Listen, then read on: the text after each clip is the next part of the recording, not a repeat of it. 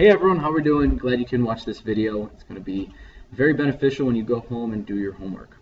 Okay, we've been talking a lot about what a midpoint is, what it means when a line segment bisects another line segment. I'll do a quick review of number 1. It's already written out for you. It says M is the midpoint of line segment HI. What this means is H, we start at point H, we're going to end at point I. This above the HI, this line without the arrows is called a line segment.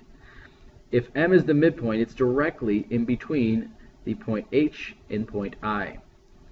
Since we have a midpoint, we know the length of H to M is going to be the same length as M to I. And with that being said, let's go down to number 3. Number 3 says find AC. Well, first, let's write out our formula. AC is equal to the length of AB plus the length of B to C. Okay? We have the length of A to B, which is 4. So when we write out our equation, if A to B is 4, we just put the length right there. If we already have the length of B to C, which is 6, we add that to our equation. So we end up with AC equals 4 plus 6, which is 10. Our length from A to C is going to be 10. When we get to question 4, we are already given, it says find E to F. We are given what D to F equals in 24. Okay? So instead of knowing what the lengths are to find D to F, we need to find this short length. We set up our equation again, okay? But this time we're going to use D to F equals the length of DE plus the length of E to F. Okay? What we do here, D to F, we have, which is 24. Then we need the length from D to E, which is 18. But we do not have E to F. Okay, we don't have that. We'll just keep it like that. We need to get E to F by itself, so we need to bring 18 to the other side. We have a positive 18. The opposite of a positive 18 will be a negative 18, and we bring that over. 24 minus 18 is going to equal 6. So our length, which is EF, is 6. Alright, now what we're going to do when we go to question 5 and 6, I'm only going to do one of them, and then the other one you're going to practice on your own. Okay, I'm going to do question 6, which says find X and J to L. That's this length, J to L. So the first thing we do is we plug in J to L equals J to K plus K to L. Okay, so all we do is plug these numbers in. So J to L is 5x minus 2 equals J to K, which is 2x plus 5 plus K to L, which is x minus 1. From here, let's get our x's together and let's get our numbers together.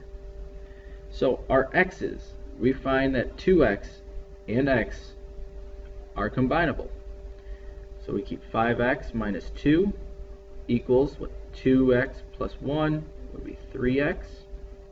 And let's rewrite the problem out. Plus 5, and we bring down our negative 1. Now we can combine the 5 and the negative 1. So let's keep this side the same. 5x minus 2 equals 3x. And then we draw our caret, 5 minus 1, which is a positive 4. Alright, let's bring our variable on this side. So we need to bring our x onto this side. So I have a positive 3x. I'm going to subtract 3x on each side. 5 minus 3 is going to be 2x. And I'll rewrite my problem. Okay, which would be 2x minus 2 equals 4. Now I'll bring my number on the other side. I have a negative 2. I'll add 2 on each side. 4 plus 2 is 6. I'm going to rewrite the problem right below to give me a little more room. So 4 plus 2 is 6, and then I bring down my 2x. I need to get 2 by itself, so this is a multiplication problem. I divide 2 to cancel those out, divide 2 on this side, so I have x equals 3, 6 divided by 2. So what I do right here is I put x equals 3, but I need to find the length of j to L. So in order to find the length, I need to plug x, which is my 3, into this equation. 5 times 3 minus 2. 5 times 3 is going to be 15 minus 2, and then 15 minus 2 is going to be 13. So the length of j to L equals 13. We did an extra step in this problem than we would do in 5. Okay, so that will be good practice for you. You can pause the video to see how to do that.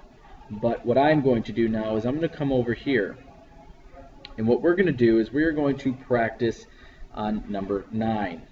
Move that up a little bit. Okay, number 9 says, given that B is between A and C, find the missing measurement. Okay, so B is between A and C. If it says right here AC equals 37, let's draw that out first. Point A to point C, let's label that, equals 37. So I'm going to draw a little line above, equals 37. And it says that B is in between. So I'm going to put B right about there. And it says B to C. So this length right here is going to be 19. We do not know what A to B is. So again, let's set up our equation. So we have AC equals AB plus BC. So AC is 37. AB we do not know, and then BC is 19. What we need to do, you know what, instead of writing X, I'm going to write AB. I wrote X because it's a variable, but I'll keep AB there. So we need to bring 19 over. We need to get AB by itself. So we bring 19 over, bring everything else down.